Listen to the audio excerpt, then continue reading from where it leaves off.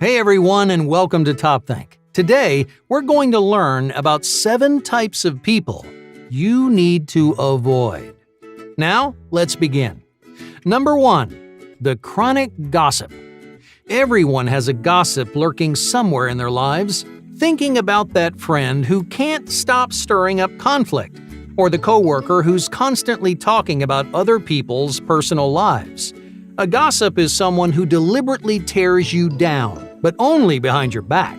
They'll never say anything bad to your face. They'll smile and pretend they're your best friend, and then talk trash about you moments after you leave the room. But what's in it for them? Well, for starters, they think it's entertaining. Gossips usually don't realize how much they're hurting other people. But even if they do, they probably don't care. Gossip is also a big ego booster. Criticizing other people gives them power, and it gets people's attention, which makes them feel special too. Spending time with a gossip is a great way to get hurt. So do yourself a huge favor and steer clear. Number 2.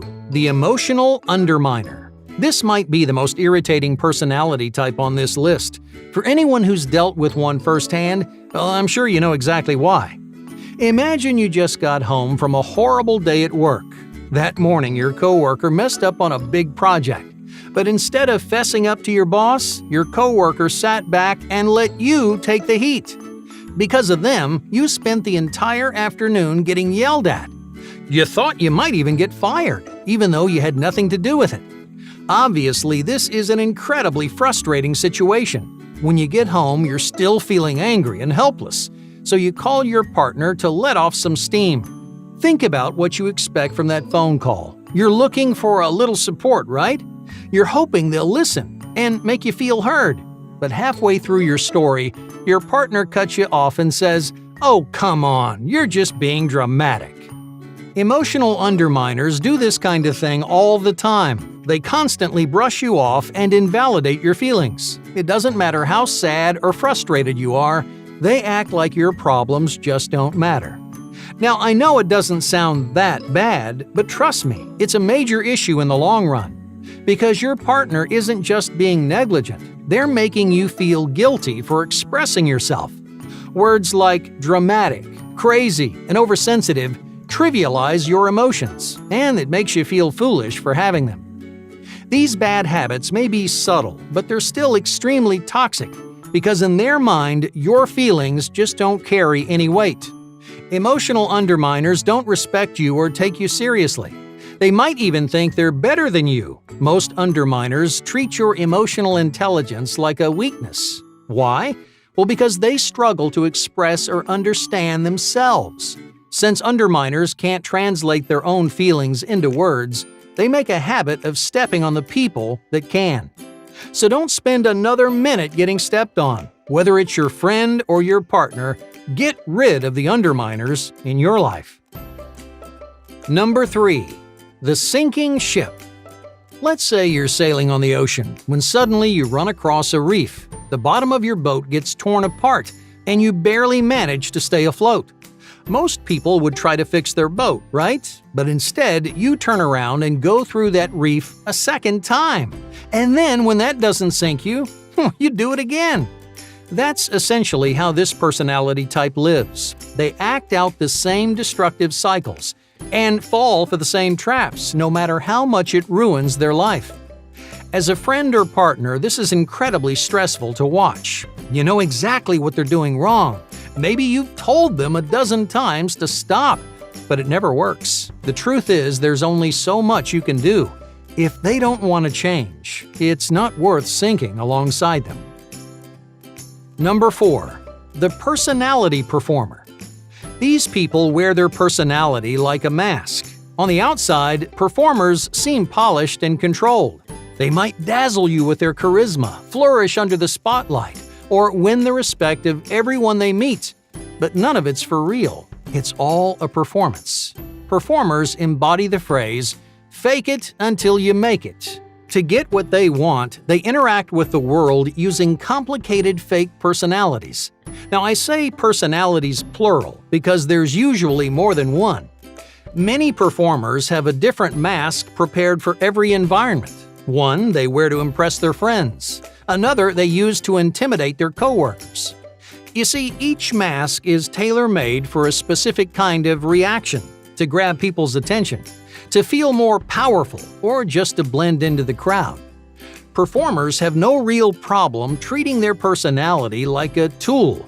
If they need to become a completely different person, well, they'll do it without a second thought. But the biggest problem with this personality type isn't their flexibility, it's their complete lack of honesty with others and themselves. Performers spend so much time manicuring their fake personalities that they rarely get in touch with their real emotions. So most of them are extremely immature. If you manage to get a glimpse behind the curtain, you'll find someone who's selfish, childish, and almost always unhappy. So what went wrong?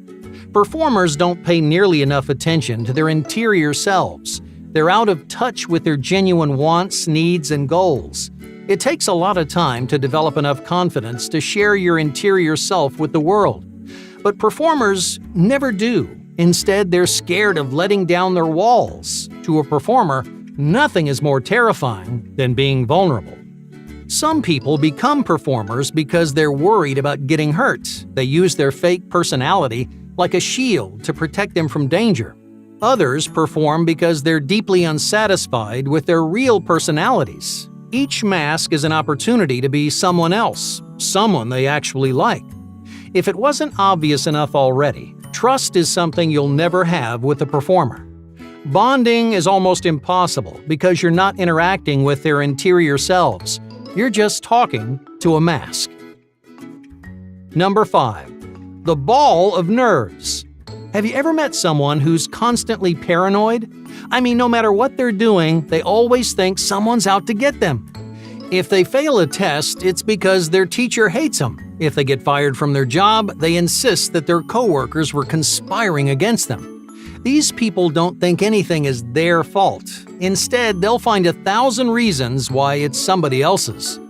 To make matters worse, this personality type is really judgmental. They're not fun people to be around, because in their eyes, you can never do anything right. They'll insult you, they'll try to control you, and they'll never forgive you for making a mistake.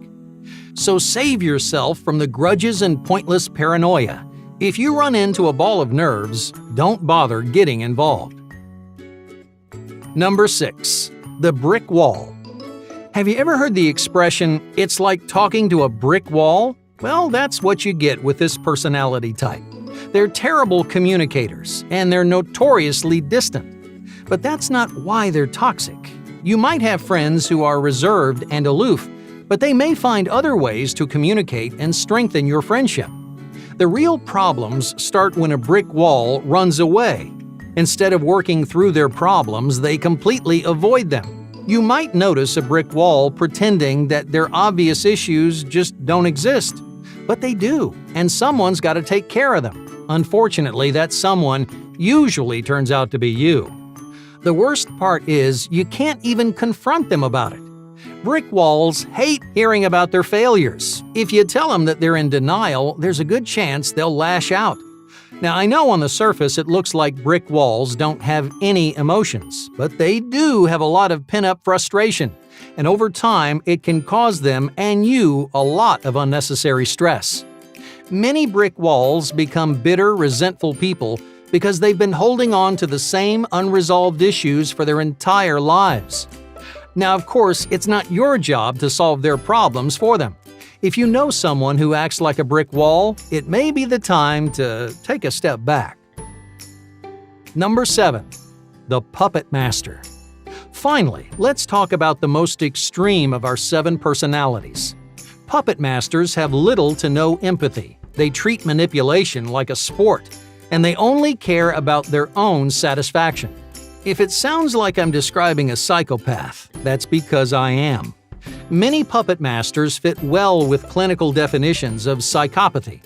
They're usually narcissistic and tend to be uncomfortably aggressive. Most importantly, they've got this unique combination of high self-worth and a fragile ego. They think they deserve more than anyone, that they're destined for some kind of power or prestige. And unfortunately, that self-obsession can lead them down a very dark road. Not all puppet masters are psychopaths, but you should still keep your distance. Puppet masters have no problem taking advantage of other people, even their friends and family. They develop these parasitic relationships, which lets them benefit from all your hard work. Since they're lacking in the empathy department, this doesn't sound like a problem to them, but it is a problem for you. If someone is intentionally using you, it's time to make a change. Hey, thank you for watching Top Think, and be sure to subscribe because more incredible content is on the way.